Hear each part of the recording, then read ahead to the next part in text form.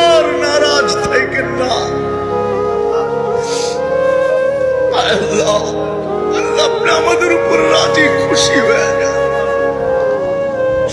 কালকে সকালেই আপনি সূর্যকে উঠান তো একটা সুসংবাদ নিয়ে উঠান যে আমাদের মাথা আপনার কুদরতির পায়ে শুকরান ঝুঁকা যায়। আমাদেরকে কোনো খুশির সংবাদ শোনায় দেন মালিক। নামান